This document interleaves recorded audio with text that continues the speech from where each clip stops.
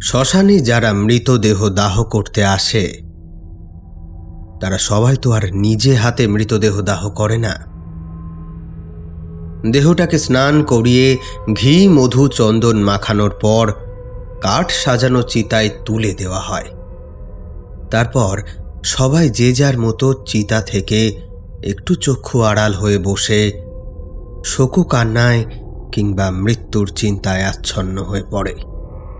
এমনকি যিনি মারা গিয়েছেন তার পুত্র কিংবা কন্যা মৃতদেহের মুখের আগুনটা দেওয়া হয়ে গেলেই চিতার পাশ থেকে সরে আসে, কারণ প্রিয়জনকে আগুনে জ্বলতে দেখা এ বড় বেদনার, বড় কষ্টের। সবাই তা সহ্য নাও করতে পারেও না অনেক সময়।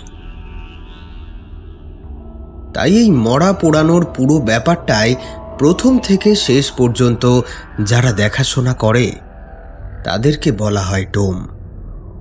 তেমনি কৈখালির এই শ্মশানে 100 বছরেরও বেশি এক বুড়োর মৃতদেহকে দাহ করতে এনেছে কানুডোম।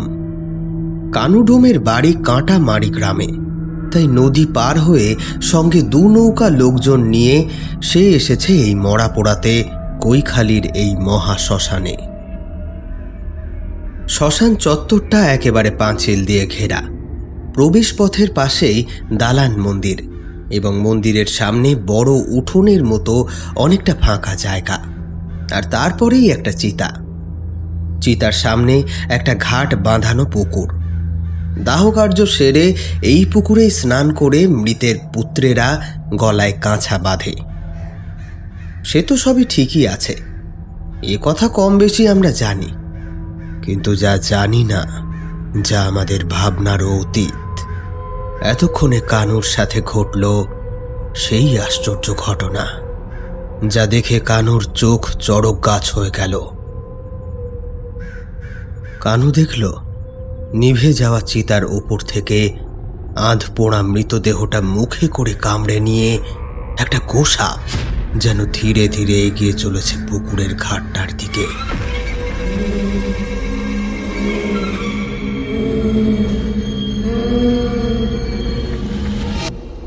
প্রাণীটা এবার পিছনে ঘাড় ঘোরাতেই তার চোখে চোখ পড়ে গেল কানুর। কানু দেখল না, ওটা গোসাপ নয়, বরং গোসাপের শরীরে লাগানো হয়েছে কোনো মানুষের কাটা মুন্ডু। আর সে মুন্ডুটা কানুর পরিচিত, তার চোখে মুখে লাল রক্ত লেগে আছে। বোধহয় একটু আগেই সে অন্য কোনো প্রাণীর কাঁচা মাংস ভক্ষণ করে এখানে এসেছে। কানু এই দৃশ্য দেখা মাত্রই ভয়ে একেবারে চিৎকার চেঁচামেচি জুড়ে দিল। ও বাবা গো, আমি কি দেখলাম? ভূত, ভূত কথা, ভূত!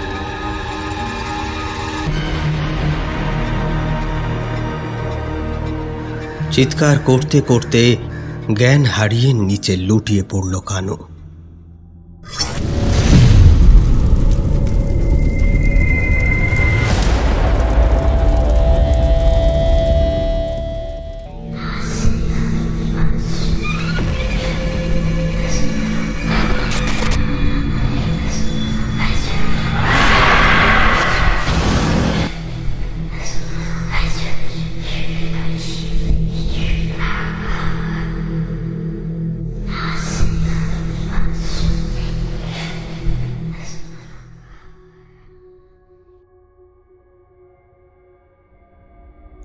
নমস্কার, আমি অয়ন। গল্প কথায় আপনাদের সকলকে জানাই আরও একবার স্বাগত। যে সমস্ত শ্রোতারা আমাকে নতুন শুনছেন তাদের কাছে অনুরোধ, আমাদের গল্পগুলো ভালো লাগলে লাইক, শেয়ার, সাবস্ক্রাইব করে আমাদের পাশে থাকবেন।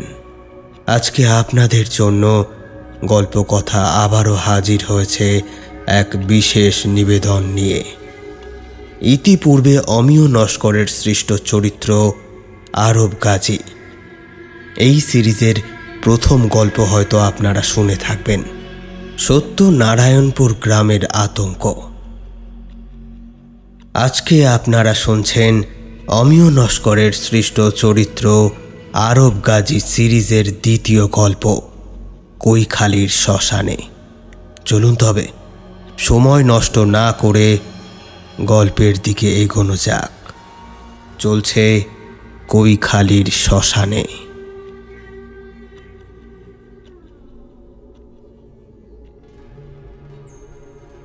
কি গো, তোমরা সবাই কেমন আছো? আমাকে চিনতে টিনতে পারছো তো নাকি? হ্যাঁ গো হ্যাঁ, আমি তোমাদেরই পরিচিত সেই আরব গাজী, যাকে বেতাল বুড়ির কবল থেকে বাঁচানোর জন্য আমার গুরুদেব স্বয়ং চাঁদ গাজীর মৃত্যু ঘটেছিল। ও আচ্ছা আচ্ছা, এতক্ষণে তবে চিনতে পারলে, তা বেশ। তবে মন দিয়ে শোনো একটা কথা, যে কথা আগেও তোমাদের বলেছি তবু আরও একবার বলছি, মন দিয়ে শোনো। আমি নেহাত উচ্চমার্গীয় কোনো সাধু বাবা নই, তোমাদের মতো ওই রক্ত মাংসে গড়া অতি সাধারণ মানুষ। এমনকি আমার গুরুদেব চাঁদ গাজীরও নখের তুল্য বা ওনার মতো যোগ্যতা কোনোটাই আমার নেই। তাই দেবী ধূমাবতীর আশীর্বাদ লাভ কিংবা জটা পাগলির ঘটনা, কাল ভৈরবের পরোক্ষ দর্শন, এসব আমার সৌভাগ্য অতীত বিষয়। বড় বড় সাধকদের এহেন সৌভাগ্য ঘটেছিল। আমি সেই বড় সাধকদের দলে কখনোই পড়ি না। তবে আমার জন্মের সময় আকাশের নক্ষত্র পাগলের মতো ছুটে এদিক থেকে ওদিকে চলে যায়নি, বরং ভোরের আকাশে লাল রক্ত চাঁদের ম্রিয়মান আলোয় আমার কৃষ্ণবর্ণ শরীর আধো রক্ত মাখা অবস্থায় ধীরে ধীরে বেরিয়ে এসেছিল এই পাপের পৃথিবীতে, মাতৃজনীর সেই নির্ভুল পথ দিয়ে। আমার জন্মের সেই আতুর ঘর ঘিরে রেখেছিল গায়ের দক্ষিণ পাড়ার প্রায় সমস্ত নারীরা, এবং তাদের সমবেত উলুধ্বনি ও শঙ্খধ্বনির পবিত্র আওয়াজ আমাকে রক্ষা করেছিল এক বিভৎস ভয়ানক অপশক্তির হাত থেকে। এ কথা তো তোমাদের আগেই খানিক বলেছি, তবে আজ তোমাদের শোনাবো এক ভিন্ন অভিজ্ঞতার গল্প। মন দিয়ে শুনো কিন্তু সে ঘটনা। সেদিন কৈখালীর শ্মশানে চিতার ওপর মৃতদেহটা দাও দাও করে জ্বলছে। প্রিয়জনেরা সেই জ্বলন্ত চিতার দিকে চেয়ে শোক কান্নায় একেবারে আচ্ছন্ন হয়ে পড়েছে। এমন সময় হঠাৎ সেই জ্বলতে থাকা চিতার মধ্যে থেকে মৃত মানুষটা উঠে বসল। এই দৃশ্য দেখে তৎক্ষণাৎ একজন বয়োজ্যেষ্ঠ লোক বললে, ওরে কানু, বাঁশের বাড়ি মাঠ, মেরে শুইয়ে দে না হয়। বুড়ো শনিবার মরেছে তো, তাই দোষ পেয়েছে হয়তো। আচ্ছা কর্তা, মেয়েরে একেবারে শুয়ে দিচ্ছি কর্তা।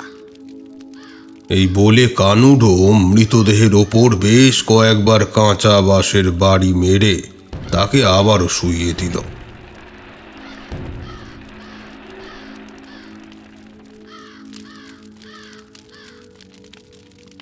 চিতার আগুনগুলো নাড়াচাড়া পেয়ে প্রখরভাবে জ্বলতে শুরু করলো আবার। তখন কৈখালীর আকাশ জুড়ে ঘোর অন্ধকার। সেই মহাশূন্যের দিকে তাকিয়ে চেষ্টা করলেও একটা নক্ষত্রও দেখা যাবে না। বোধহয় মেঘের ঘোলাটে কালির পোঁচ হয়তো ঢেকে ফেলেছে তারাদের মুখ। চারিদিকটা কেমন যেন নিস্তব্ধ।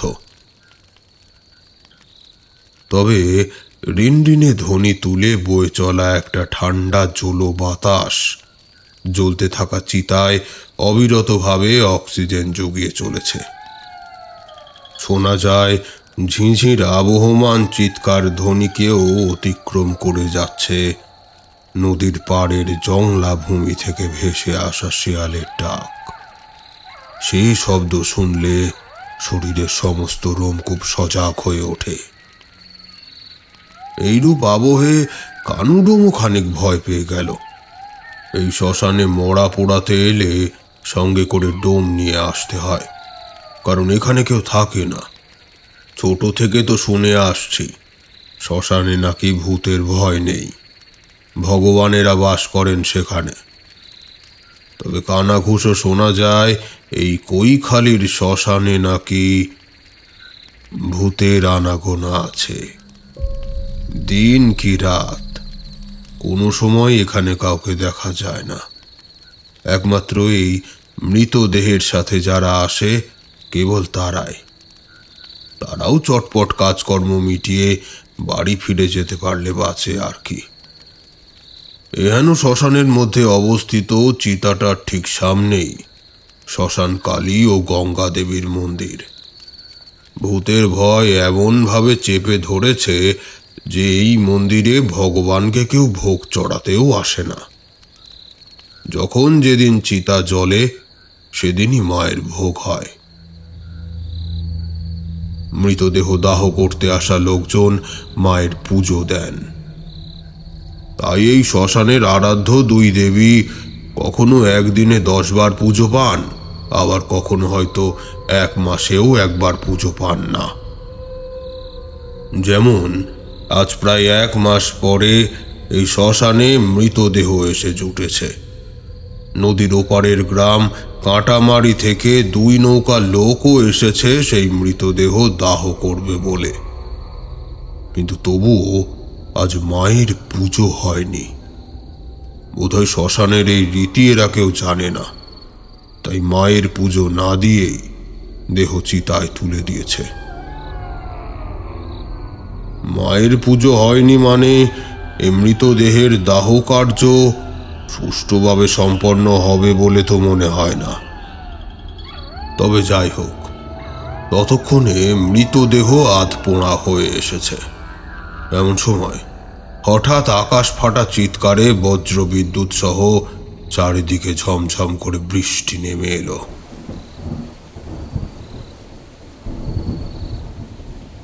কিছুক্ষণের মধ্যেই টিনের আধা ছাউনির অসংখ্য ছিদ্র দিয়ে গল গল করে জল পড়তে লাগলো চিতার ওপর। শঙ্কিত সুরে কানুডোম বলল, আচ্ছা কর্তা, চিতা তো এবার বোধহয় নিভে যাবে গো। এই মুষলধারে বৃষ্টির জল সব এসে পড়ছে ওই চিতার উপরে। তবে কি বুড়ো কর্তার দাও কাজ সম্পূর্ণ হবে না? বয়স জ্যেষ্ঠ লোকটা বলে উঠল, কানু, এদিকে তুই চলে আয় বাবা। এই রাত বিরেতে বৃষ্টিতে ভিজিসনি।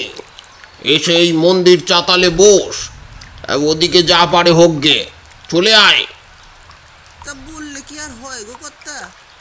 একটা মানুষের দাহ কার্য অসম্পূর্ণ রেখে কানুডম আরাম করে বসে থাকতে পারবে না।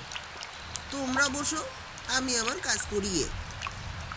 এইসব বলে কানুডম চলে গেল নিজের কাজ সারতে। এদিকে মন্দিরের চাতালে বসে সবাই তো কান্নায় বেদনায় বিহ্বল। এখন অপেক্ষা করা ছাড়া আর তো কোনো উপায় নেই। দেখা যাক কখন মৃতদেহের দাহ কার্য সম্পন্ন হয়। সকলের মনেই এমন একটা ভাব। কৈখালির এই শ্মশানটা একেবারে মাতলা নদীর পাড়েই অবস্থিত। যদিও আগেকার সময় নদীর পাড় মানেই শ্মশান, সর্বত্র মৃতদেহ পোড়ানো যেত। কিন্তু সময়ের সাথে সাথে সভ্যতা আধুনিকতর হয়ে চলেছে, তাই নির্দিষ্ট জায়গা ছাড়া এখন আর সব দাহ করা হয় না। আগের মতো তাই নদীর পাড়ে খোলা স্থান দেখে মরা পোড়ানোর চল এখন একেবারে উঠে গিয়েছেই বলা যায়। মৃতদেহ দাহ করতে নির্দিষ্ট শ্মশানে আসতে হয়, আর এইভাবেই গড়ে ওঠে কৈখালি অঞ্চলের এই শ্মশান। পার্শ্ববর্তী গ্রামগুলোতে শ্মশানের বেজায় পরিচিতি। বহু দূর দূরান্ত থেকে এখানে মরা নিয়ে আসা হয়। সময় গড়ানোর সাথে সাথে আকাশের বৃষ্টির ঘনত্বটাও যেন একটু বাড়ল। চারিদিকে কেউ কোথাও নেই। একটু আগেই যে শেয়ালগুলো ডাকছিল তারাও তাড়াহুড়ো করে ওধায় গর্তে প্রবেশ করেছে। এমন সময় হঠাৎ কানুডোমের নজরে পড়ল।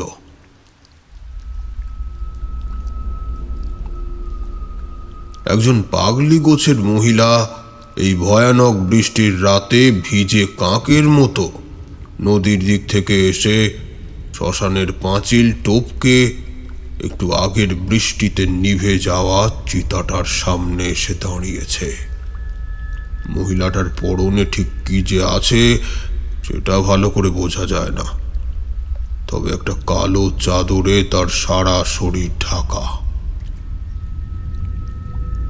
এরকম অস্বাভাবিকভাবে মহিলাটাকে ভেতরে ঢুকতে দেখে কানু কৌতূহলবশত বলল, কে গা তুমি?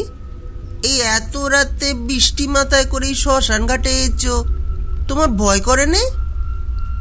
কানুর এমন কথায় সেই নারী কেমন অদ্ভুতভাবে যেন ঘাড় ঘুরিয়ে কানুর পানে চায়। তারপর একটা ঘ্যাস ঘেঁষে সুরে বলে ওঠে, কেন ভয় কিসে? তাছাড়া চিতা চললে তো আমি এখানে চলে আসি, কারণ মরা পোড়ার গন্ধ আমার আমার খুব ভালো লাগে।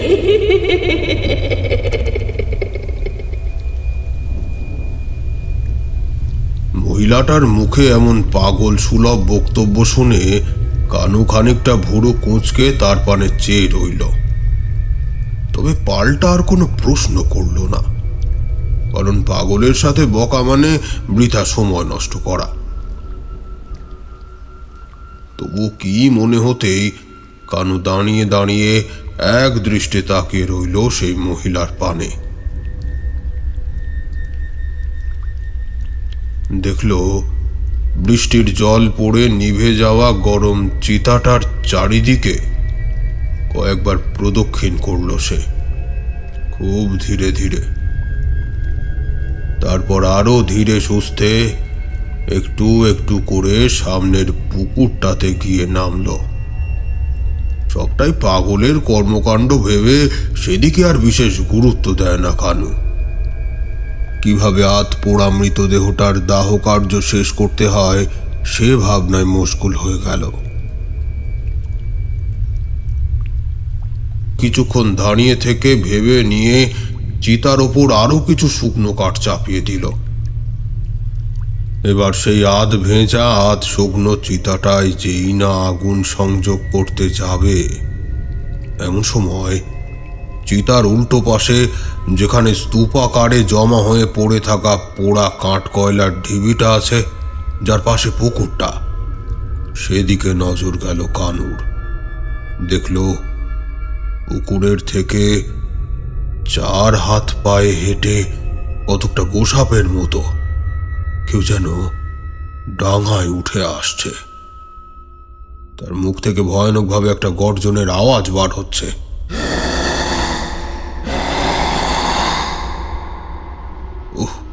প্রাণীটাকে বিভৎস দেখতে, গোসাপের মতো হাত পা সবই আছে, কিন্তু মুখটা গোসাপের মতো নয়, বরং একটা আস্ত মানুষের মুন্ডু লাগানো যেন সেখানে। এবার কানু সেই মুন্ডুটাকে চিনতে পারে, সে আর অন্য কেউ নয়। একটু আগে যে পাগলাটে গোছের মহিলাটার সাথে সে কথা বলেছে, এ মুখ তো অবিকল তারই মতো। মুখটা থেকে ক্ষণে ক্ষণে বেরিয়ে আসছে লকলকে বড় একটা লালায়িত জীব। এই দৃশ্য দেখে কানু ভীষণ ভয় পেল বটে, কিন্তু তার স্বভাব সিদ্ধ ধরন তার মনে সাহস জোগালো বোধ হয়। একটা বাঁশ নিয়ে সে এগিয়ে গেল প্রাণীটার দিকে।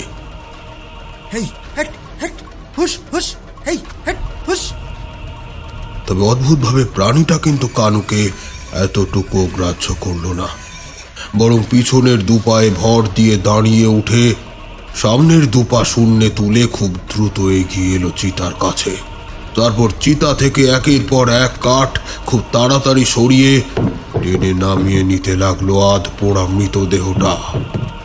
এবার এই দৃশ্য কানুর আর সহ্য হলো না, সে চিৎকার করতে শুরু করলো, ও কর্তা বাবু গো, এদিকে এসে দেখবে এসো, ও কর্তা বাবু। ডাকতে ডাকতে অতিরিক্ত ভয়ে দিক বেদিক জ্ঞান শূন্য হয়ে কাঁদায় লুটিয়ে পড়ল কানু।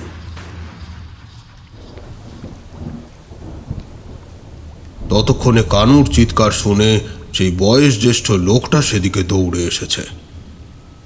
সে এসে দেখল কানু জ্ঞান হারিয়ে কাঁদায় পড়ে, আর তার সামনে থেকেই সেই আধপোড়া মৃতদেহটা কামড়ে ধরে ধীরে ধীরে পুকুরে নেমে যাচ্ছে একটা গোসাপের মতো প্রাণী। অথচ সে গোসাপ নয়, প্রাণীটাকে দেখলে মানুষ বলেই মনে হয়।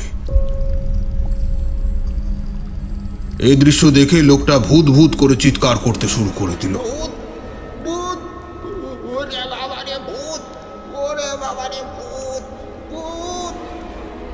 এবার এই লোকের চিৎকার শুনে যারা মন খারাপ করে মন্দিরের চাতালে বসেছিল তাদের মধ্যেও একটা হুলস্থুল বাঁধল। পালাও গো পালাও, ভূত ভূত, পালাও পালাও, ভূত ভূত। না না, ভূত নয়, নরখাদক। বুড়ো কর্তার আতপোড়া দেহটা টেনে নিয়ে গেছে। এই মাঝি কোথায় গেল? চল চল, শিগগিরই পালিয়ে চল, এখানে থাকলে এবার প্রাণে মারা পড়তে হবে। বাজি, ও বাজি গো, তাড়াতাড়ি পারে নৌকা লাগাও, এখনই চট্রাট ঘাট ছেড়ে এই দিক দিয়ে উঠতে হবে, নয়তো সর্বনাশ। শ্মশানের এহেন চিৎকার চেঁচামেচি তখন নদীর পাড়ে বসে থাকা দুই মাঝির কানে পৌঁছেছে। তারাও হাঁক পারল। আইসো গো আইসো, তোমরা সব করো করো আইসো, আঙ্গারা সেই তখন থেকে এইখানটায় বসে আছি, তোমরা এলেই নোংর তুলে নিব। প্রায় মুহূর্তের মধ্যে সবাই শ্মশান চত্বর ছেড়ে পালিয়ে সেই নৌকায় গিয়ে উঠল। আষাঢ় মাসের রাত, একটু আগেই মুষলধারে বৃষ্টি হয়ে গিয়েছে, তাই চারিদিকের মেঘ কেটে গিয়ে এখন আকাশ খানিকটা পরিষ্কার। দাহকার্য অসম্পূর্ণ রেখে শ্মশান ফেরত যাত্রীর ভিড়ে এত রাতেও মাতলার কৈখালির ঘাটে যেন লোকারণ্য হয়ে গিয়েছিল। নদীর এই দিকটায় এ পথে খুব একটা নৌকা চলে না, নতুন পথ, তাই মাঝি দুজনও বেজায় ভয় পাচ্ছিল। আর ভয় পাবে নাই বা কেন?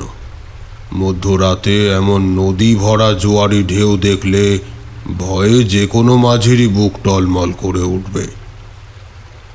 নৌকাটা সবে মাত্র ছাড়বে এমন সময় দেখা গেল নৌকার ওপর থেকে সেই বয়স্ক লোকটা বলে উঠেছে, আয় রে সূচো, আরে তাড়াতাড়ি আয়, নৌকা যে ছেড়ি দেখছে।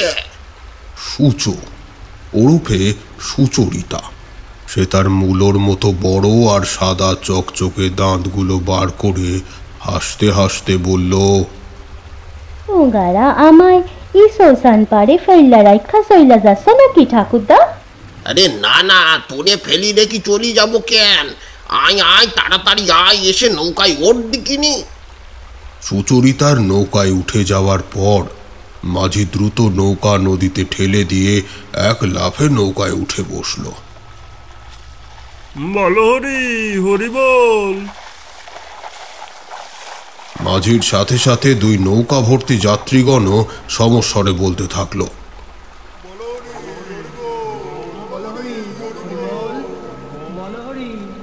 তাদের সেই ধ্বনি এই মাঝ রাতে নদীর দুই তীরের বনভূমিতে লেগে প্রতিধ্বনিত হয়ে ফিরছিল যেন।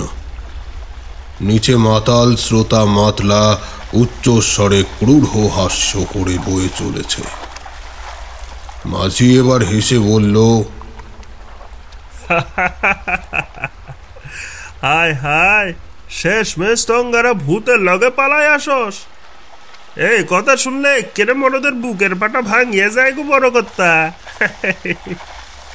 বয়স্ক লোকটাকেই এতক্ষণ সবাই কর্তা কর্তা বলে সম্বোধন করছিল। আসলে তার নাম নিবারণ মণ্ডল। যে 100 বছরের বৃদ্ধের আজ দাহ কার্য করতে এসেছিল সকলে, সেই বৃদ্ধের একমাত্র ছেলে এই প্রৌঢ় নিবারণ, যে সবার কাছে কর্তা নামে ভূষিত। প্রচুর জমি জায়গা সম্পত্তির মালিক হওয়ায় সবাই তাকে একটু মান্যি করেই চলে।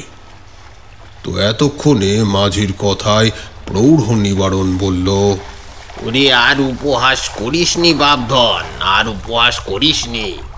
নিজের চোখে আজ ভূত দেখলুম রে, না দেখলি হয়তো বিশ্বাস করতে পারতুম না। বাবা রে, গায়ে কাটা দিয়ে উঠছে, সে কি বিভৎস দৃশ্য। ওহ ওহ, ওই দৃশ্য দেখেই তো আজ আমাদের কানু মোটসা গেছিল। তৎক্ষণাৎ মাঝি বলে উঠল, আঙ্গার সামনে কই কখনো ভূত প্রেত পড়ে নাই কেন বলতেন কর্তা? একবার পড়লেই হয়, ভূতের বাবা মারে উদ্ধার করে দেবো। এইসব বলা বলি করতে করতে নৌকা দুটো বেশ এগিয়ে চলেছে কাঁটামারি ঘাটের দিকে।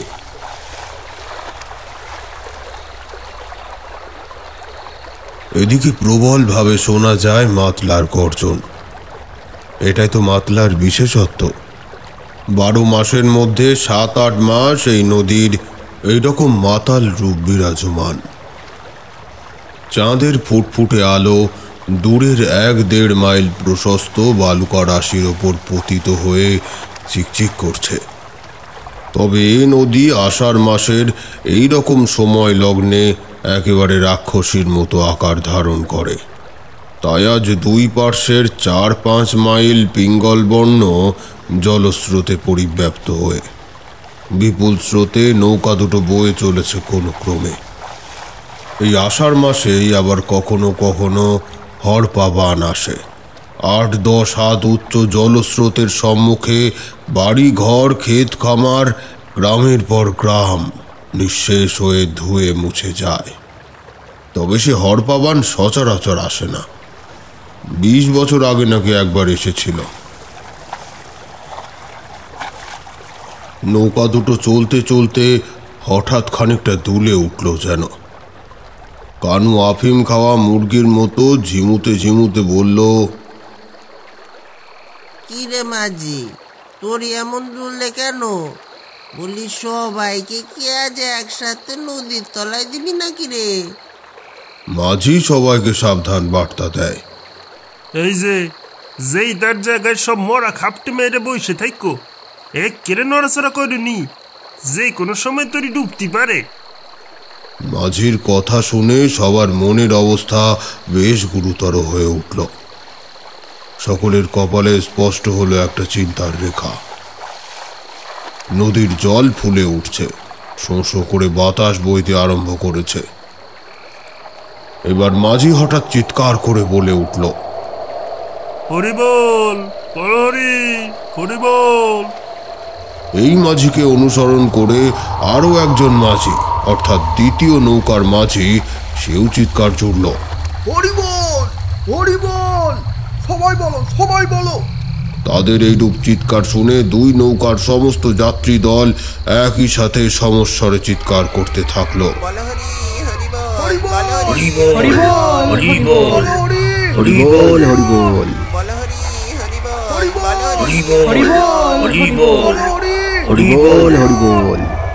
কিন্তু একজনের মুখ থেকে তখন আর হরি নাম বার হলো না। মাঝি এবার তার দিকে এক দৃষ্টিতে চেয়ে, মাঝিকে এভাবে সুচরিতার দিকে চেয়ে থাকতে দেখে প্রৌঢ় নিবারণ সূচকে বলল, হরি ডুবতি বসেছে, সবাই হরি নাম গাইছে, আর তোর তোর মুখী হরি নাম নেই কেন রে? এইরকম চোখ বড় বড় করে চেয়ে আসিস কেন পোড়ামুখী? তুই জানিস না নদী পথে বেপথ হলি হরি নাম মুখে নিতে হয়?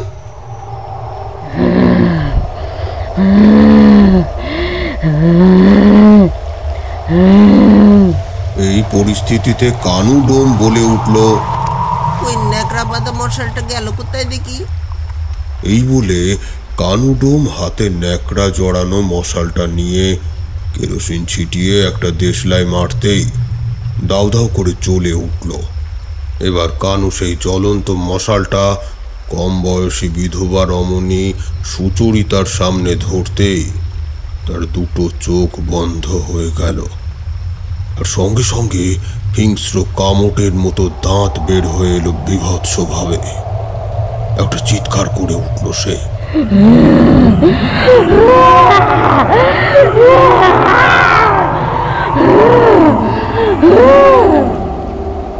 এবার দেখা যায় সুচরিতার শ্যামলা শরীরখানা ঘোলাটে হয়ে আসছে, 2 চোখ যেন লাল জবা ফুল, মাথা ভর্তি এলো চুল কেমন যেন অগোছালো ভাবে উঠছে। জ্বলন্ত মশালটাকে চোখের সামনে ওভাবে ধরে থাকতে দেখে চিৎকার করে বলে উঠল সে,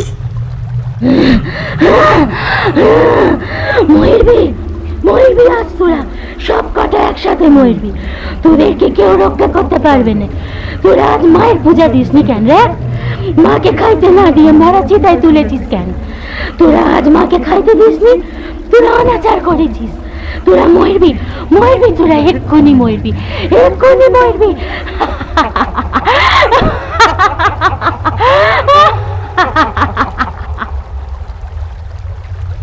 কথাটা শেষ হতে না হতেই জ্ঞান হারিয়ে নৌকার পাটাতনের ওপর লুটিয়ে পড়ল সুচরিতা। আর সেই মুহূর্তেই যেন হঠাৎ করে নদীতে বান এলো।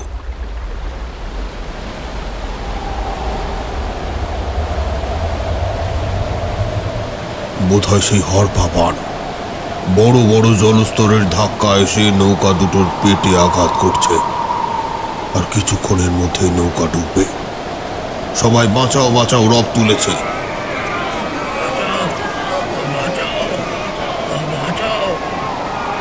এমন সময় চাঁদের আলোয় নদী বক্ষে তীক্ষ্ণ দৃষ্টি রেখে কানুডোম দেখল নদীর পিঙ্গল বর্ণ জলস্রোত যেন রক্তবর্ণে রূপান্তরিত হয়ে গিয়েছে।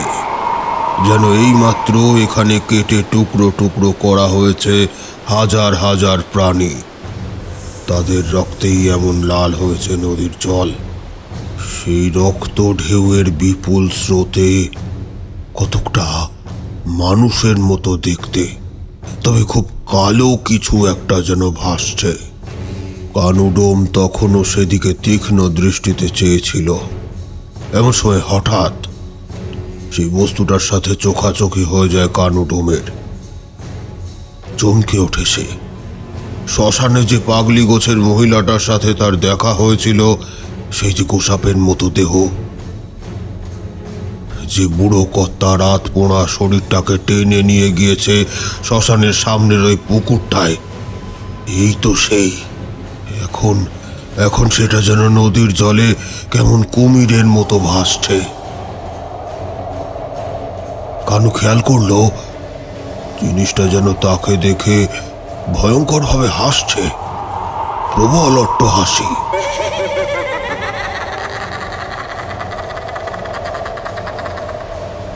ভয় চিৎকার করে উঠল কানু। ওই তো সেই নরখাদক কুমিরটার মতো জলে ভাসতেছে। কর্তা বাঁচাও, বাঁচাও ভাই, কর্তা বাঁচাও, আমার দিকে দেইরে দেইরে আসতেছে। এমন সময় ঘটল অঘটনটা। হঠাৎ নৌকা দুটো একসাথে নদীর প্রবল ঢেউয়ের আঘাতে উল্টে গেল। সবাই মিলে পড়ল নদীর প্রবল স্রোতের টানে।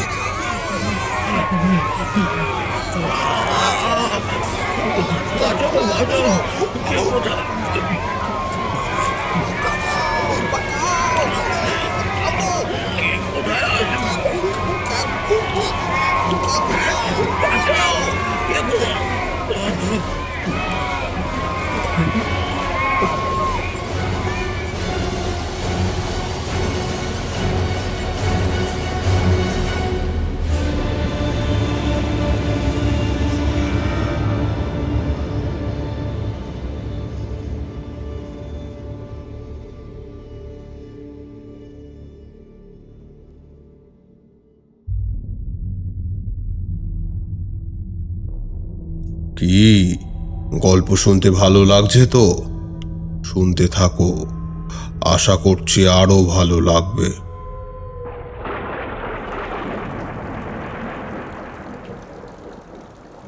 এই রে যা, আবার বৃষ্টি শুরু হলো দেখছি। বোধহয় এই জন্যই সবাই বলে অভদ্র বর্ষাকাল হরিণে চাটে বাঘের কাল। যাকে বসো একটু তোমরা, আমি উঠে গিয়ে জানলার পাল্লাগুলো বন্ধ করে দিয়ে আসি।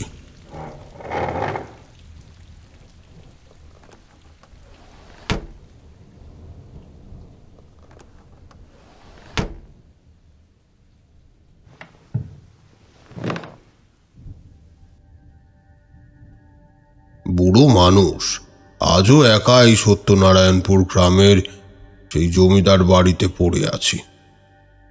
চলন শক্তি দিন দিন বেশ কমে আসছে, সেটা বুঝতেই পারছি। তাই এই খুঁটিনাটি কাজের জন্য বারবার চেয়ার ছেড়ে উঠতে গেলেই কেমন যেন আলসেমি পেয়ে বসে। না, এই সবার একদম ভালো লাগে না। কি তোমরা এতক্ষণে পুরোপুরি শ্মশান চত্বর থেকে নৌকাডুবি পর্যন্ত সব ঘটনা মন দিয়ে শুনছিলে, তাই না? এই হঠাৎ করে গল্পের ছন্দ পতন করে এই যে আমি নিজের কথা বলতে ব্যস্ত হয়েছি, এতে কেমন বেখাপ্পা লাগছে কি, তাই তো? আসলে তোমরা একেবারে ঘটনার মধ্যে পুরোপুরি প্রবেশ করে গিয়েছিলে তা যাবার তো কথা, কিন্তু হঠাৎ তোমাদের এই শ্মশানের ঘটনা শোনালাম কেন, সেটা নিশ্চয়ই জানতে ইচ্ছে করছে। নিশ্চয়ই জানবে, সেটাই তো স্বাভাবিক। এ উত্তরও দেব, একটু অপেক্ষা করো। তবে তার আগে তোমাদের বলে রাখি আরও একটা ঘটনার কথা। এখন যে ঘটনাটা তোমাদের শোনাবো তা শোনার পর তোমাদের প্রত্যেকেরই চোখ চড়ক গাছ হয়ে যাবে, মাথা বিন বিন করে ঘুরতে থাকবে। কেউ কেউ আবার এসবকে গাঁজাখুরে গল্প মনে করে রেড়ে করে তেড়েও আসতে পারো। তবে সে যা হয় হোক, তোমরা শোনো সেই ঘটনা, তারপর না হয় বলো। জমিদার পীতাম্বর চক্রবর্তীর সেই পুরনো খাজনা উসুলকারী পেয়াদা রতন, সে রতনের একপাল পায়রা পোষা ছিল। রং বেরঙের সব পায়রা, তাদের মধ্যে গিরিবাজ, গোলা, দেশি বিদেশি, ঝুঁটিওয়ালা সব ধরনের পায়রাই ছিল। রতনের স্ত্রী আর তার একপাল পায়রা সবাই মিলেমিশে থাকতো জমিদারের কাছারি বাড়িতে। পায়রাগুলোর মধ্যে গিরিবাজ সেই সময় 2টো ডিম পেড়েছে, দিন 2 আগে। এমন সময় সেই পায়রার ঘরে কার যেন কুদৃষ্টি নিপাত হলো।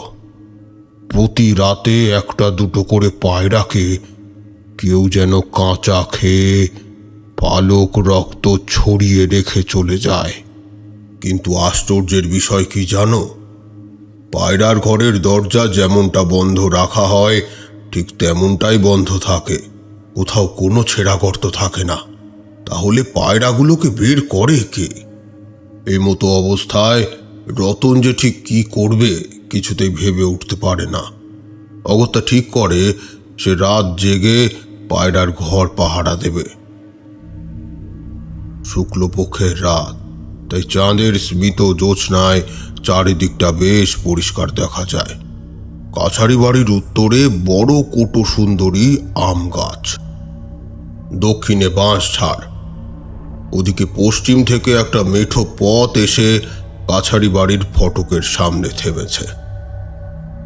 রতন দীর্ঘদিন গ্রামের মানুষজনের কাছ থেকে ঠিকঠাকভাবে খাজনা উসুল করায় জমিদার খুশি হয়ে তাকে ওই কাছারি বাড়িতে থাকতে দিয়েছেন। আর সবথেকে বড় কারণ, এই খাজনার দিকটায় শুধুমাত্র রতনের জন্যই, জমিদারের কখনো কোনো আর্থিক ক্ষতি হয়নি।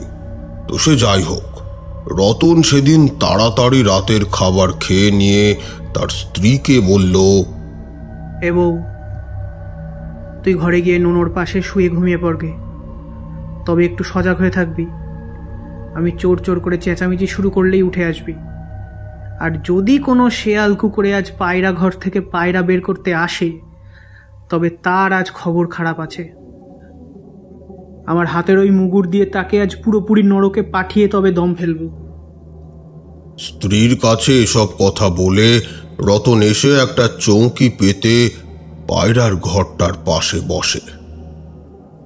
স্বামী স্ত্রী দুজনের বসবাসের জন্য এই কাছারি বাড়িটা যেন অনেকটাই বড়, বলা ভালো বিলাসিতা। তাই বিলাসিতায় মানুষের কত কিছুই না পোষার শখ হয়, যেমন রতনের শখ পায়রা পোষা।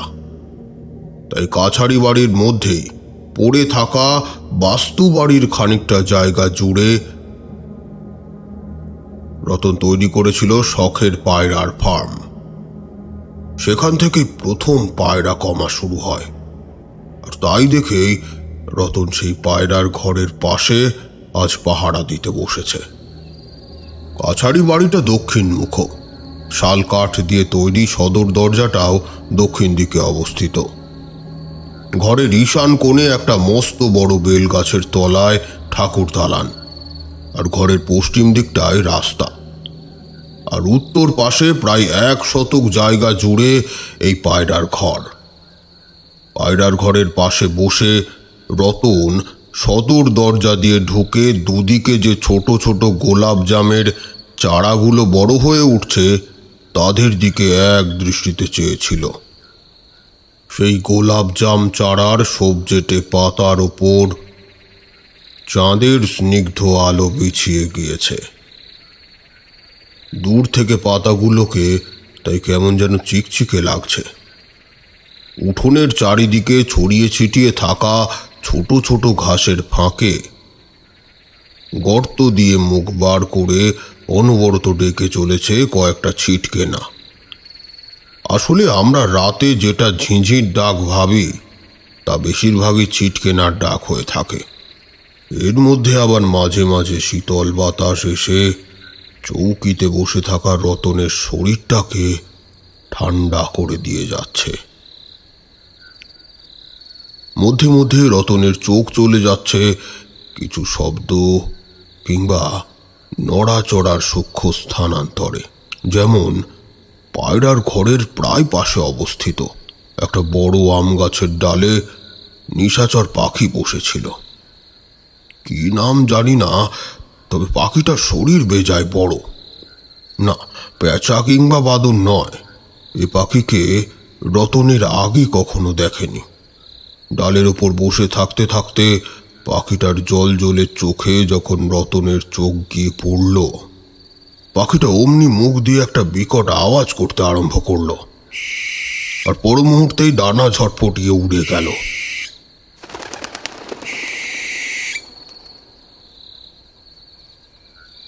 ব্যাপারটাকে খুব একটা আমল দিল না রতন।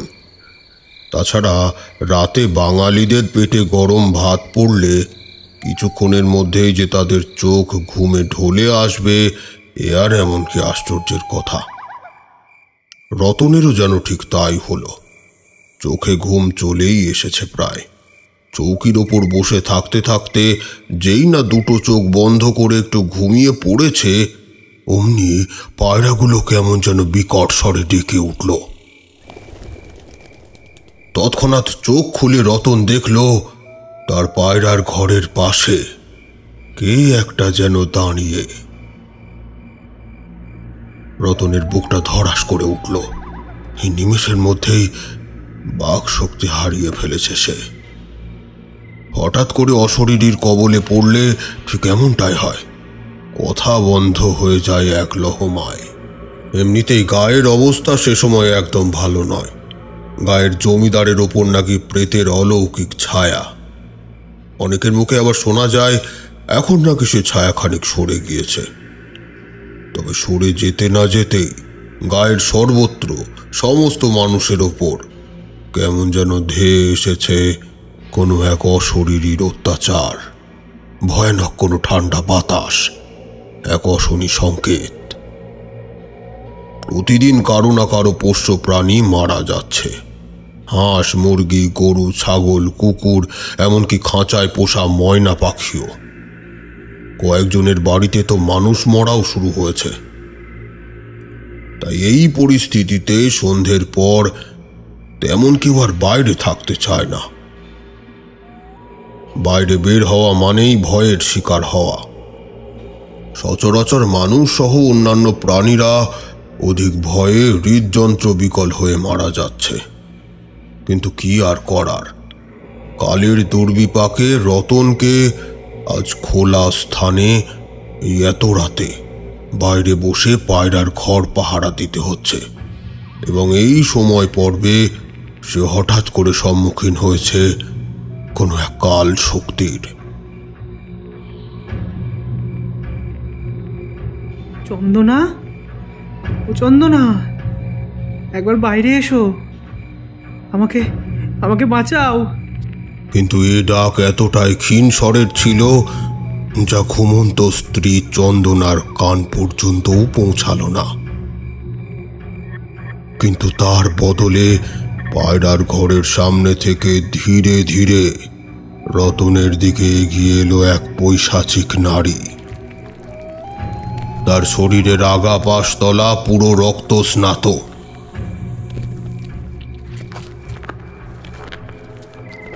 চোখের কোণের দুই অশ্রু গ্রন্থি থেকে রক্তাশ্রু বেরিয়ে আসছে অবর্ণনীয় ধারায়। তার অবিন্যস্ত কেশ রাশি দেখে মনে হয় সে যেন জীবন্ত সর্পকেশী মেডুসা।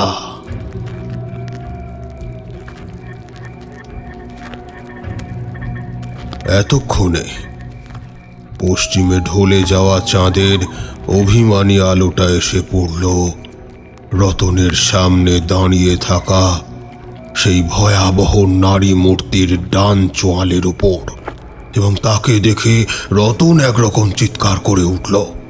না না না না না না, এ হতে পারে না। তুমি কোথা থেকে এলে?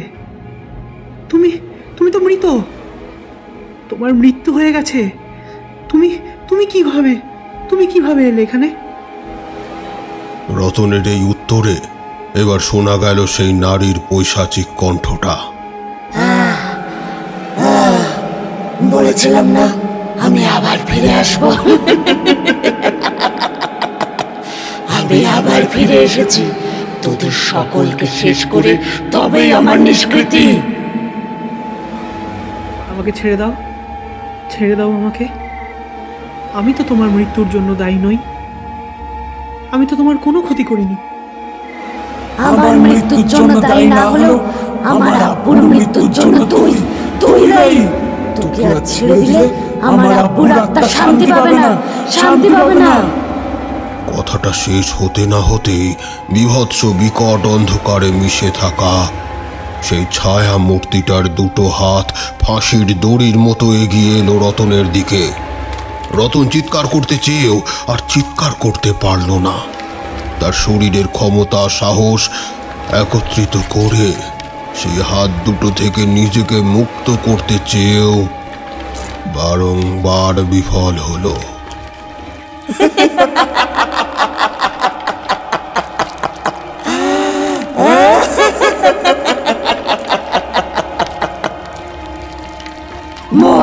মর তবে আজ, যেমন করে মারলি আমার আব্বুকে, এবার মর তবে।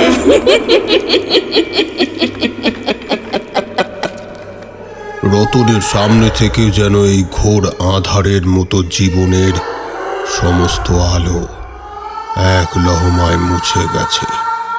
সে অন্ধ হয়ে গেছে, কিন্তু সে বুঝতে পারছে এসব কিছু নয়। আসলে ধীরে ধীরে একটু একটু করে শেষ হয়ে আসছে তার জীবনী শক্তি, তার প্রাণবায়ু। এমন সময় সেই আধার মিশ্রিত নারী আর দ্বিতীয় কোনো কথা না বলে হিংস্র কামটের মতো দাঁত মুখ খিঁচিয়ে সজোরে কামড়ে ধরল রতনের চোখ। ব্যাপারটা বলতে যতটা সময় লাগছে, ঘটতে কিন্তু লেগেছে তার 10 ভাগের 1 ভাগ। মুহূর্তের মধ্যে সেই নারী এক কামড়ে তুলে আনলো রতনের চোখ সমেত আশেপাশের অনেকটা মাংস।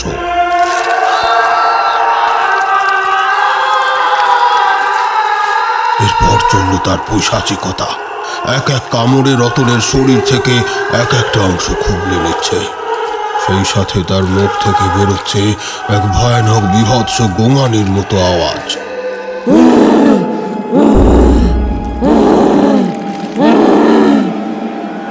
অতঃপর রতনের শরীরের অধিকাংশ স্থান যখন মাংস শূন্য হয়ে কঙ্কাল বেরিয়ে গিয়েছে, তখন সেই নারী সজোরে রতনের মুন্ডুটা ধরে এক টানে ছিঁড়ে নিল। রতনের ছেঁড়া মুন্ডুটার থেকে বোধহয় একটা শেষ আর্তনাদ শোনা যায়।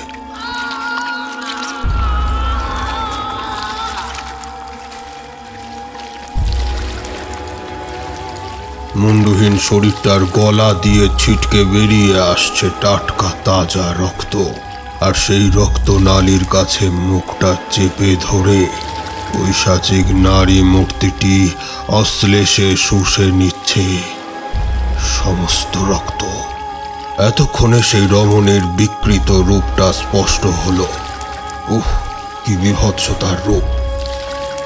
তার চোখ মুখ আধো মাংস আধো কঙ্কাল, শরীর থেকে পোড়া মাংস খুলে খুলে পড়ছে।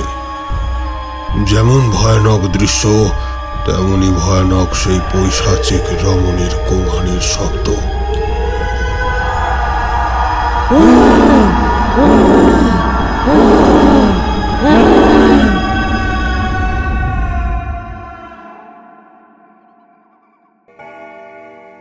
বাপরে বাপ, এত তাড়াতাড়ি রাত্রি 12টা বেজে গেল।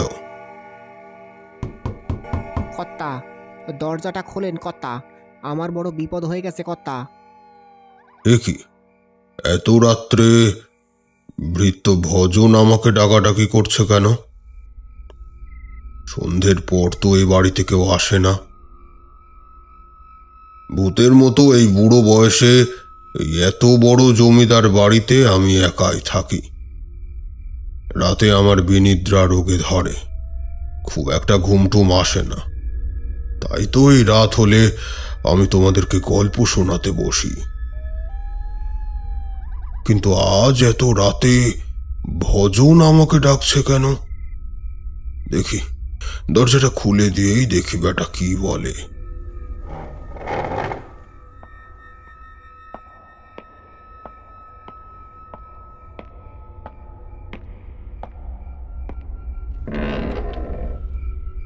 কিরে ভজন, এত রাতে হঠাৎ এই বাড়িতে? আমাকে বাঁচান কর্তা, আমার বউটা মনে হয় পেটের যন্ত্রণায় মরে যাবে। সেই সন্ধ্যা থেকে পেটের যন্ত্রণায় ছটফট করছে। আমি ভয় ভয় করে আপনার বাড়ির ধারে কাছে আসতে পারিনি, কিন্তু না আইলে যে বউটারে বাঁচাতে পারতাম না, এই ভেবে সব ভয় বুকে বেঁধে আপনার কাছে এসেছি। আমারে উদ্ধার করেন কর্তা। আপনি সাক্ষাৎ সাত গাজীর শিষ্য আরব গাজী। আমি জানি আপনি থাকতে যমরাজ এত সহজে বউটারে কেড়ে নিতে পারবে না। না রে ভজন, যখন যার ডাক আসবে তখন তো তাকে যেতেই হবে। কেউ কি সে ডাক অমান্য করতে পারবে? তবে তুই যখন এসেছিস, আমি অবশ্যই তোর স্ত্রীর জন্য ঔষধ দেব। তবে সেই ঔষধ তৈরি করতে বেশ খানিকটা সময় লাগবে। আচ্ছা, তুই না হয় ততক্ষণ আমার জন্য কলকে তামাক সাজ। আচ্ছা ঠিক আছে, আমি এক্ষুনি আপনার জন্য তামাক সাজিয়ে দিচ্ছি।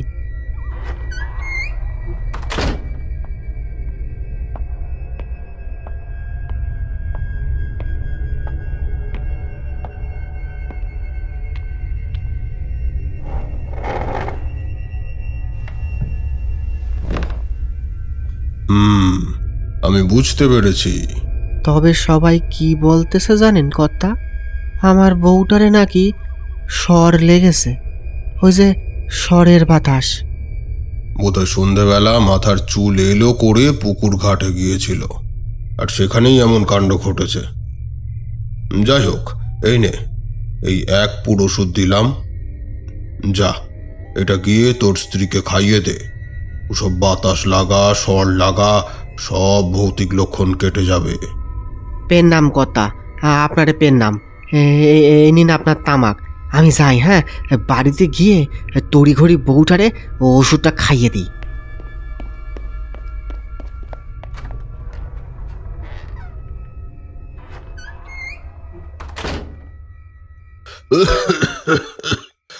ওই জন্য বলে, ঠেলায় না পড়লে বেড়াল গাছে ওঠে না।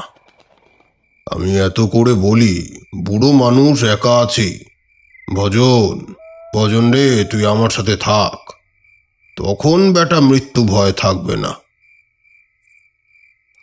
আর আজ যখন নিজের স্ত্রী মরণাপন্ন অবস্থায় এসে পৌঁছেছে, তখন প্রাণের মায়া ত্যাগ করে ঠিক ছুটে এসেছে বেটা। যত সব। যাই হোক, একটা ভালো তো আমারও হলো, ওর আশার দৌলতে রাত বিরেতে একটু তামাক খেতে পাচ্ছি।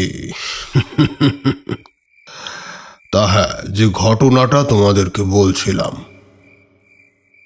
জমিদারদের কাছারি বাড়িতে কোন এক অশরীরী প্রেতাত্মার কবলে পড়ে জমিদারের নাম করা খাজনা উসুলকারী পেয়াদা রতনের মৃত্যু ঘটে গেল। কিন্তু রতনের এমন মৃত্যু কেনই বা ঘটল, কি তার আসল কারণ, তা এইবার তোমাদেরকে আমি বলবো। তবে এই মৃত্যু শুধুমাত্র রতনের মৃত্যু নয়, সঙ্গে সঙ্গে জমিদার বাড়ির ওপর ঘনিয়ে আসা এক অভিশাপের কাহিনীও বটে। তখন সময়টা ছিল প্রথম বিশ্বযুদ্ধের পরবর্তী পর্যায়। সেই সময় সবে সবে পিতা নীলাম্বর চক্রবর্তীর কাছ থেকে সত্যনারায়ণপুর গ্রামের জমিদারির দায়িত্ব পেয়েছিলেন আমার নিজের ঠাকুরদা পীতাম্বর চক্রবর্তী।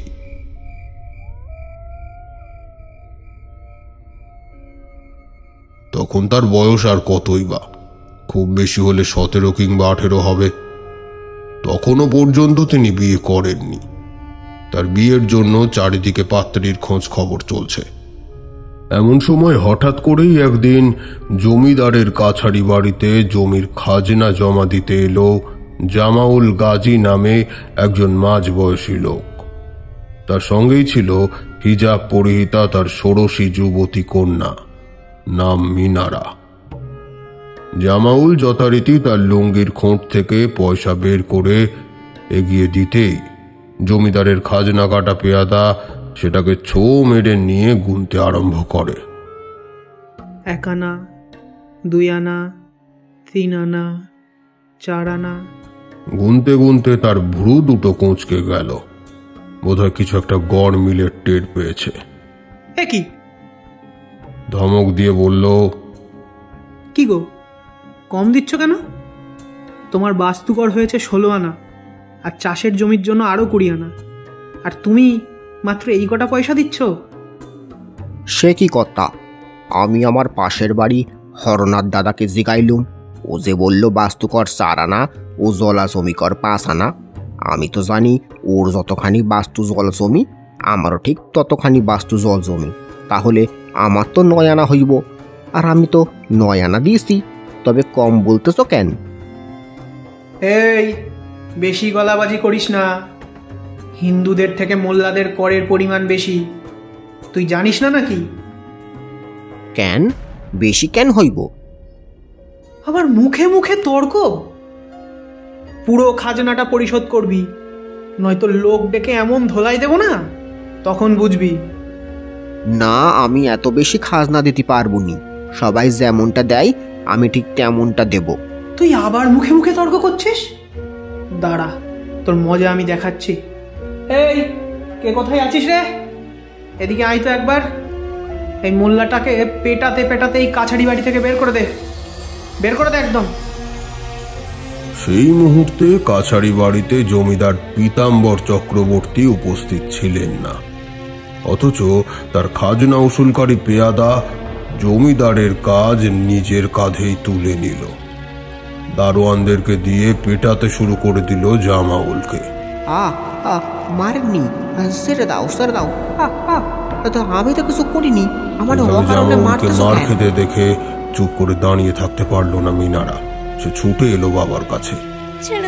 ছেড়ে দাও আমার আব্বুকে, উনি তো ভুল কিছু বলেনি। আর সবাই যেমন কর দেবে আমরাও তেমন দেব। আমরা মুসলমান বলে আমাদেরকে বেশি কর দিতে হবে, এটা কোথাকার নিয়ম। কিন্তু মিনারার কোনো কথাই তারা শুনল না। বাপের সঙ্গে বেটিকেও সমানভাবে সয়ে যেতে হলো সেই লাঠির আঘাত। ক্রমেই দারোয়ানদের লাঠির আঘাতে আঘাতে রক্তাক্ত হয়ে উঠল জামাউলের চোখ মুখ। এতদিনেও নিজের আব্বুকে কখনো চোখ থেকে এক ফোঁটা জল ঝরাতে দেখেনি মিনারা, কিন্তু আজ আব্বুকে এইরকম নিরবিচ্ছিন্ন ও মর্মান্তিক দেখে মিনারা এবার সোজা হয়ে উঠে বসল। তারপর স্পষ্টভাবে বলল, বিনা অন্যায় আমার আব্বুকে এইভাবে পেটানোর উপযুক্ত শাস্তি যদি না আমি তোমাদেরকে পাইয়েছি, তো আমার নাম মিনারা নয়। তারপর মিনারা তার আধ মরা আব্বুকে সঙ্গে নিয়ে সেদিন বাড়িতে ফিরে যায়। ফিরে গেলে কি হবে? তখনকার দিনের চিকিৎসা ব্যবস্থা অত উন্নত ছিল না, ফলে মিনারার আব্বুর শারীরিক অবস্থা ক্রমেই খারাপের দিকে এগোয়। মিনারার 3 কুলে থাকার মধ্যে শুধু এই আব্বুখানি যা আছে। কিন্তু কয়েকদিন অতিবাহিত হওয়ার পর এবার মিনারার কপাল পুড়ল। দারোয়ানদের সেই লাঠির অসহ্য আঘাত এতদিন সহ্য করে আসলেও জামাউল আর পারল না। মেয়েটাকে একা রেখে সে অকালে চলে গেল পরপারে। মিনারা তার নিথর দেহের ওপরে আছড়ে পড়ে কাকুতি বিনতি করে কাঁদছে আর গলা ফাটিয়ে ফিরে আসতে বলছে তার আব্বুকে। আব্বু, ও আব্বু, চোখ খোলো, চোখ খোলো, চেয়ে দেখো, আমি তোমার মিনারা। আমার দিকে চেয়ে দেখো। ও আব্বু, চোখ খুলছো না কেন? এই ভর সন্ধ্যেবেলায় কেউ ঘুমিয়ে থাকে? ওঠো ওঠো, আমার দিকে চেয়ে দেখো।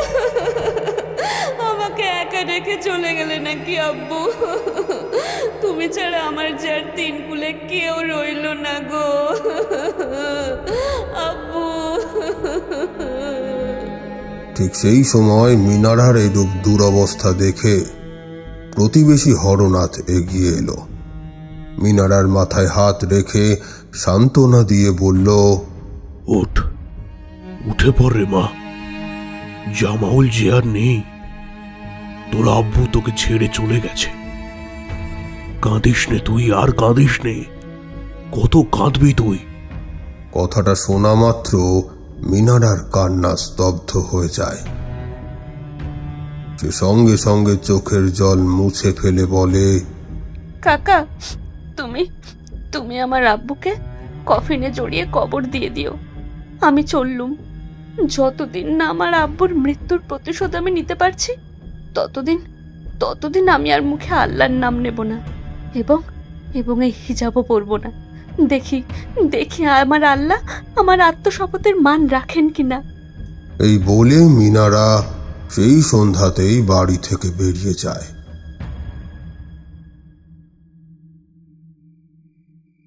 বাইরের আকাশে তখন চাঁদ তারার আসর জমে উঠেছে।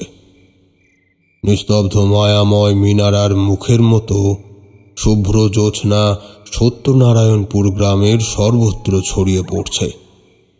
তবে খুব সন্তর্পণে গাছের পাতায় জমা হওয়া কুয়াশার মতো মিনারার চোখ থেকে ঝরে পড়ছে অশ্রুবিন্দু, যেমনটা ঝরে পড়ছে আম জাম কাঁঠালের পাতা থেকে। এমন পরিস্থিতিতে মিনারা পথ চলতে চলতে ভাবছে, একজন মেয়ে হয়ে কিভাবে সে পিতৃহত্যার প্রতিশোধ নেবে। এখন তার কি করা উচিত? সত্যিই কি কখনো সে প্রতিশোধ নিতে পারবে, নাকি সরাসরি জমিদার পীতাম্বর চক্রবর্তীর কাছে গিয়ে জানাবে রতন পেয়াদার এ হেন অমানবিক আচরণের কথা? তবে তারপরেও কি জমিদার রতনকে উচিত শিক্ষা দেবে? যদি না দেয়, সবটা শোনার পরেও যদি সে চুপ করে থাকে, তবে তো আর কিছু করারই থাকবে না মিনারার। এইসব 7-5 ভাবতে ভাবতে মিনারা জমিদার বাড়ির সামনের রাস্তার কাছে পৌঁছায়। এমন সময় সে লক্ষ্য করল কোনো একজন যুবক যেন দক্ষিণের পথ ধরে এই জমিদার বাড়ির দিকটাতেই আসছে। আসলে তিনিই ছিলেন আমার ঠাকুরদা, জমিদার পীতাম্বর চক্রবর্তী। তো তাকে দেখে মিনারা বলল, ওহে যুবক, শুনছেন?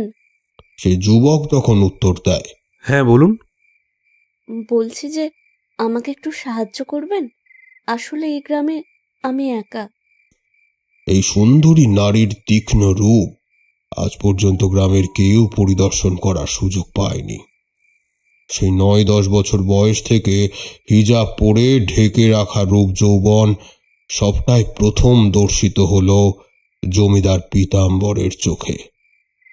মিনারাকে দেখে মন্ত্রমুগ্ধ হয়ে গেল জমিদার, আর সঙ্গে সঙ্গে যেন কামদেব মদন জমিদারের মনে কামনার স্বর নিক্ষেপ করতে শুরু করেছে। মিনারার রূপে মুগ্ধ হয়ে জমিদার পীতাম্বর বললেন, কি সাহায্য করতে হবে বলুন। আমাকে একটু থাকা খাওয়ার ব্যবস্থা করে দেবেন। ততক্ষণে জমিদার পীতাম্বর মনে মনে তার সিদ্ধান্ত স্থির করে ফেলেছেন। এবার সে কথা তিনি মিনারাকে জানালেন। একটা কথা আপনাকে বলতে ইচ্ছা করছে, আবার ভীষণ লজ্জাও করছে জানেন তো। তবুও কথাটা আজ না বলতে পারলে বোধহয় এইরকম আইবুড়ো হয়ে থেকে যেতে হবে সারা জীবন।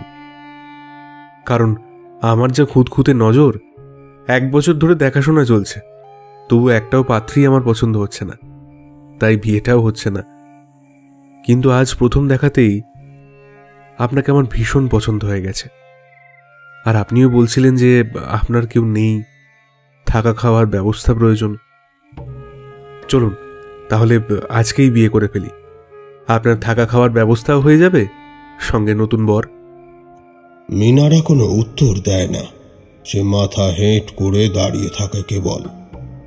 তাই দেখে জমিদার আবার বললেন, আরে কি ভাবছেন, আমি এই গ্রামের জমিদার পীতাম্বর চক্রবর্তী, আপনার থাকা খাওয়ার অসুবিধা হবে না। কথাটা শুনে মিনারার চোখে মুখে দ্রুত একটা বুদ্ধি কাজ করে গেল। হ্যাঁ, জমিদারকে বিয়ে করতে পারলেই জমিদারের ওই পেয়াদার রতনকে এবং জমিদারি এই ব্যবস্থাপনাকে সে গোড়া থেকে ধ্বংস করতে পারবে। এই তো মহৎ সুযোগ। এই সুযোগ বোধহয় স্বয়ং আল্লাহ তাকে করিয়ে দিয়েছেন। আর বেশি ভাবল না মিনারা, সে বলল, সত্যি আমাকে আপনার পছন্দ হয়েছে? হ্যাঁ হ্যাঁ, সত্যি বলছি, আপনাকে আমার ভীষণ পছন্দ হয়েছে। কি অপূর্ব পুতুলের মতো তোমার মুখশ্রী। শুধু আমি বলে নয়, যে কোনো ছেলেই তোমাকে দেখে মুগ্ধ হবে। এই রে, উত্তেজনাবশত আপনাকে তুমি বলে ফেললাম। দোষ কি? এবার থেকে তো তুমিই বলতে হবে। কি? তার মানে তুমি আমাকে বিয়ে করবে? হ্যাঁ, করব। সেদিন রাতে গ্রামের ভবানী মন্দিরে জমিদার পীতাম্বর মিনারাকে বিবাহ করেন। বিবাহ মন্ত্র উচ্চারণের সময় ঠাকুর মশাই যখন মিনারাকে জিজ্ঞাসা করে, তোমার নাম কি পুত্রী? মিনারা তখন হাসি মুখে এই মহৎ সুযোগকে হাতছাড়া হবার ভয়ে মিথ্যার আশ্রয় নেয়। বলে, আমার নাম মিনা, মিনা কুমারী। বেশ, তোমার গোত্র? আমার গোত্র কাশ্যপেয়। ঠাকুর মশাই বলে, নাও এবার দুজনে একসাথে বলো, যদিদং হৃদয়ং মম তদস্তু হৃদয়ং তব, যদিদং হৃদয়ং মম তদস্তু হৃদয়ং তব, যদিদং হৃদয়ং তব তদস্তু হৃদয়ং মম।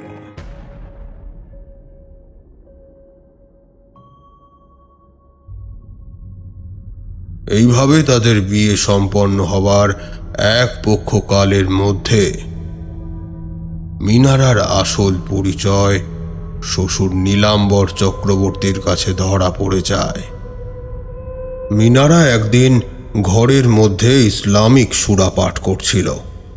এমন সময় তার শ্বশুর বাইরে থেকে দেখতে পেয়ে জিজ্ঞাসাবাদ করলে প্রথমে সবটা চাপা দিতে চাইলেও সবার কাছে সবটা পরিষ্কার হয়ে যায়। তৎক্ষণাৎ সবাই জানতে পারে মিনারা আসলে মুসলিম সম্প্রদায়ের মেয়ে। সে প্রতিশোধ স্পৃহা বুকে নিয়ে পীতাম্বরকে বিয়ে করেছে মাত্র, সংসার করার কোনো ইচ্ছেই নাকি তার মধ্যে নেই। তাই জমিদার পীতাম্বর চক্রবর্তীর পিতা নীলাম্বর জমিদার বাড়ির অন্দরমহলে গুরুতর জরুরি বৈঠকের আয়োজন করলেন, যেখানে মিনারাকে হাজির করা হলো এবং মিনারার স্বামী জমিদার পীতাম্বরকে তার পিতা জিজ্ঞাসা করলেন, বলো, তোমার স্ত্রীর এমন অনাচার সম্পর্কে তোমার বিচার কি হবে?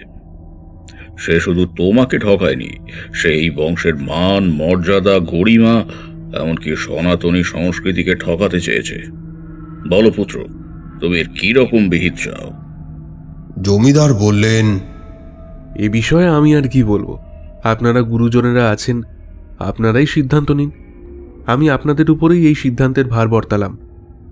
জমিদারের পিতা সবটা শুনে বললেন, আচ্ছা বেশ, ভট্টাচার্য মশাই আপনি বলুন এর বিহিত কি করা যায়। এবার কুলো পুরোহিত ভট্টাচার্য মশাই জানালেন। আরে এতে এত ভাবনা চিন্তা তো আমি কিছু দেখছি নে চক্রবর্তী মশাই। এ যে গুরুতর অন্যায়, গুরুতর পাপ, তার জন্য মৃত্যুদণ্ডে দণ্ডিত করলেও না গায়ের দুঃখ যাবে না। ভট্টাচার্য মশাইয়ের মুখে এমন কথা শুনে মিনারা তো কেঁদে উঠল। আমাকে ক্ষমা করে দিন, পিতৃহত্যার প্রতিশোধ হলে আমি জ্বলতে জ্বলতে ভুল করে ফেলেছি। আমাকে একবার সুযোগ দিন, আমাকে একবার ক্ষমা করে দিন, আমি চলে যাব, অনেক দূরে চলে যাব। সঙ্গে সঙ্গে ধমক দিয়ে নীলাম্বর বলে উঠলেন, চুপ, একদম চুপ। আমরা জানতে না পারলে কি সর্বনাশটাই না তুই করতিস পোড়ার মুখী।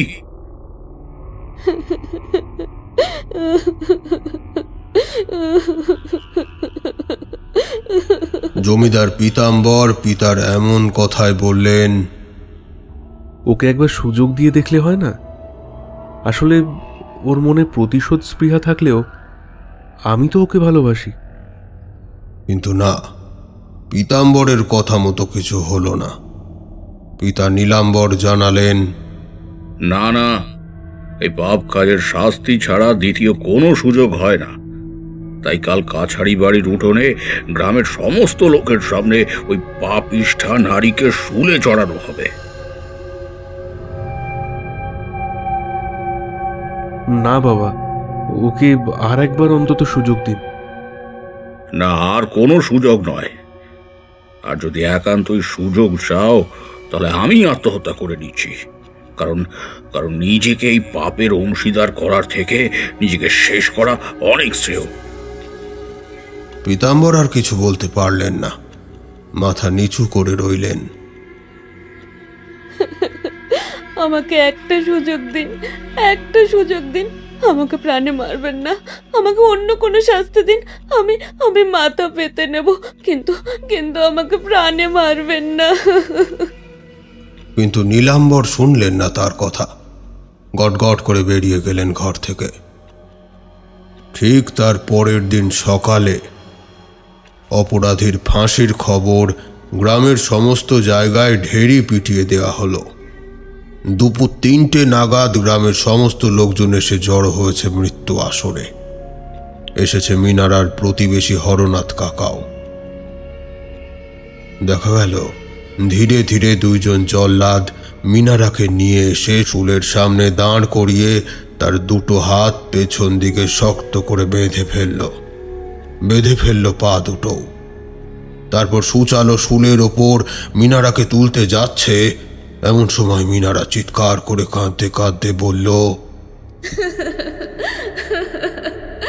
আমরা মুসলমান বলে অধিক করের দায় চাপিয়ে আমার বাবাকে পিটিয়ে মারা হলো।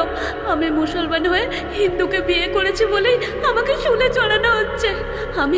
আমি এই মৃত্যু শয্যায় উপনীত হয়ে আল্লাহর নামে কসম করে তোদেরকে অভিশাপ দিচ্ছি, এই মুসলমানের নাম রাখলেই তবে এই জমিদার বাড়ির প্রদীপ জ্বলবে, নয়তো সবাই অকালে মরবে। দেখে নিস, সবাই অকালে মরবে। হে আল্লাহ!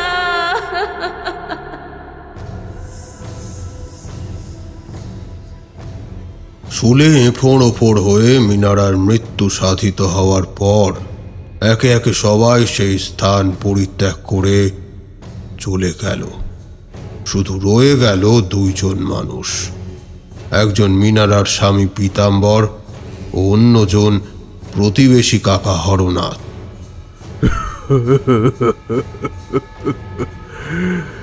সেই ছোট থেকে তোকে দেখে আসছি, নিজের মেয়ের মতো ভালোবাসতাম,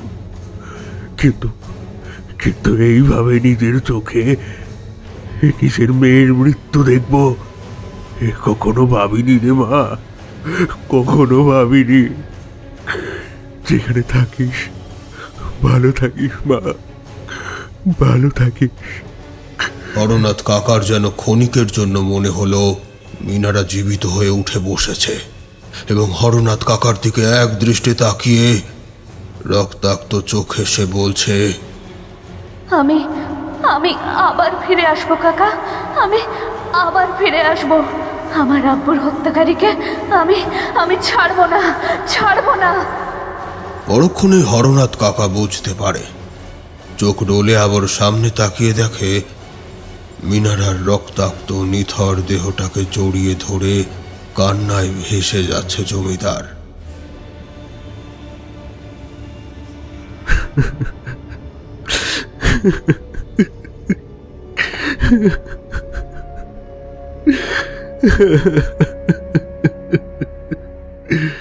যতই হোক, মিনারাকে তো তিনি ভালোবেসে বিয়ে করেছিলেন, তার সাথে সংসার করেছেন এক পক্ষকাল। সেই সময় কি কখনো এক মুহূর্তের জন্য তিনি ভাবতে পেরেছিলেন যে এভাবে মাঝ পথে ছেড়ে দিতে হবে তার সঙ্গ? মিনারার মৃত্যুর পর এবার এক কৌটো সিঁদুরে তার পুরোটা সিঁথি রাঙিয়ে দিয়ে হাতে শাঁখা পরিয়ে কয়েকজন লোককে সঙ্গে নিয়ে নৌকা করে নদী পার হয়ে গেলেন জমিদার। কৈখালির সেই মহা শ্মশানে নিজের অগ্নিসাক্ষী বিয়ে করা স্ত্রীকে আজ তিনি দাহ করতে চলেছেন নিজের হাতে। ব্যাপারটা নিয়ে চারপাশে কানাঘুষো শুরু হয়ে গেল। মূল বিষয় হলো, একজন মুসলমানের মেয়েকে শেষ পর্যন্ত শ্মশানে পোড়াবে জমিদার পুত্র। কথাগুলো জমিদারের কানে আসতে তিনি ধমক দিয়ে বললেন, কে কে কি বলবে? আমি আমার স্ত্রীকে সনাতনী রীতি মেনেই আমি শ্মশানে দাহ করাবো। দেখি দেখি কার কত ক্ষমতা আমার উপর কথা বলে। গন্তব্যস্থলে পৌঁছতে পৌঁছতে রাত হয়ে গেল। শ্মশানে প্রবেশ করা মাত্রই জমিদার নিজে হাতে চিতা সাজিয়ে নিজেই মিনারাকে স্নান করিয়ে চিতায় তুলে দিলেন। মুখাগ্নির কাজও নিজেই করলেন। জ্বলন্ত চিতার সামনে বসে বিলাপ করতে করতে বললেন, আমাকে ক্ষমা করো মিনারা, আমাকে ক্ষমা করো। ঠিক এমন সময় মুষলধারে বৃষ্টি নেমে এলো। কিছুক্ষণের মধ্যেই নিভে গেল চিতাটা। মিনারা রাত পোড়া দেহটা এখনো চিতার ওপরে শোয়ানো। এমন সময় জমিদারের সঙ্গে আগত একটা লোক বলে উঠল, জমিদার বাবু, আমরা সব রকমের রীতি রেওয়াজ অনুসরণ করলেও মা শ্মশান কালী আর গঙ্গা দেবীর ভোগ চড়াতে তো ভুলেই গিয়েছি। আর এই শ্মশানে মায়ের ভোগ না চড়ালে শুনেছি মৃতদেহ পোড়ানো সম্পূর্ণ হয় না, বরং সেই দেহ এক পৈশাচিক প্রেতাত্মায় পরিণত হয়। ঠিক এই সময় চিতার দিক থেকে কেমন যেন হুড়মুড় করে কাঠগুলো পড়ে যাওয়ার শব্দ ভেসে এলো। সবাই মিলে চিতার দিকে তাকাতেই দেখল চিতার ওপর সেই আধ পোড়া মৃতদেহটা দাঁড়িয়ে উঠেছে এবং চিতা থেকে নেমে ওদিকের কোনো এক অন্ধকারে চলে যাচ্ছে। যেতে যেতে বৈশাচিক কণ্ঠে বলছে, আসবো, আমি আবার ফিরে আসবো, আমি আবার ফিরে আসবো।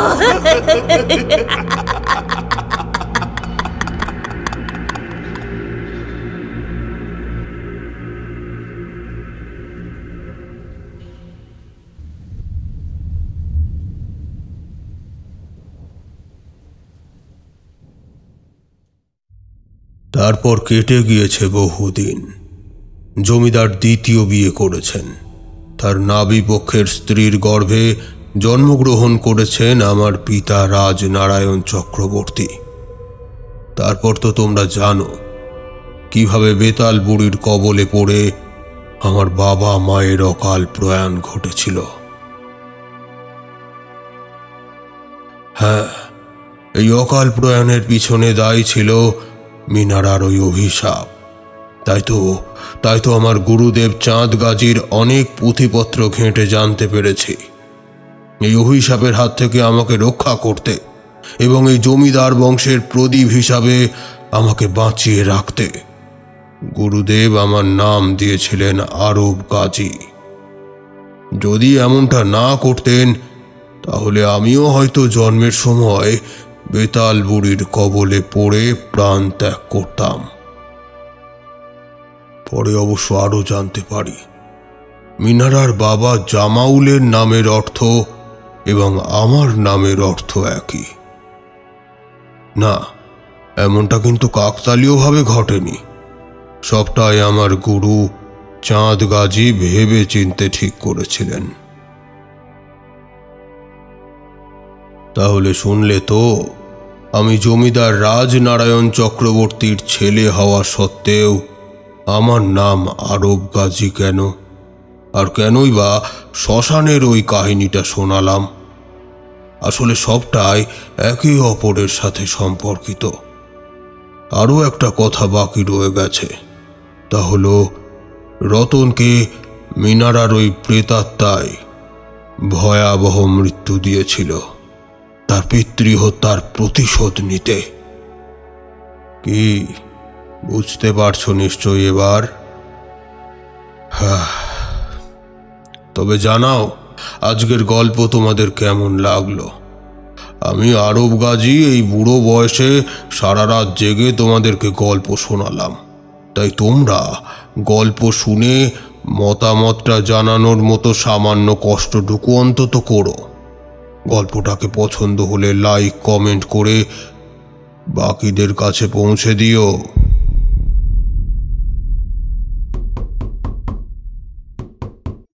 কিরে, কে এলি আবার? কথা আমি ভজন কথা, আমার বউ এখন ঠিক আছে কথা। বেশ বেশ, ঠিক থাকারই তো কথা। ঠিক থাকবে এমনটাই তো জানি, কারণ এ ওষুধ যে আমার গুরুদেবের কাছ থেকে পাওয়া জিনিস। চলো এবার একটু ঘুমিয়ে পড়ি, চোখটা কেমন যেন জুড়িয়ে আসছে। এলাম তবে, তোমরা সবাই ভালো থেকো।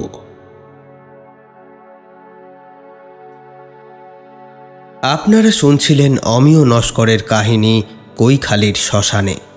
গল্পটি কেমন লাগলো কমেন্ট সেকশানে অবশ্যই জানিয়ে যাবেন।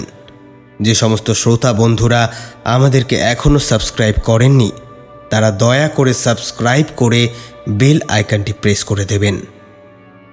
আজকের সমগ্র পর্ব পরিচালনায় গল্প কথা টিম, পোস্টার ডিজাইনিং এবং সাউন্ড এডিটিংয়ে আমি অয়ন।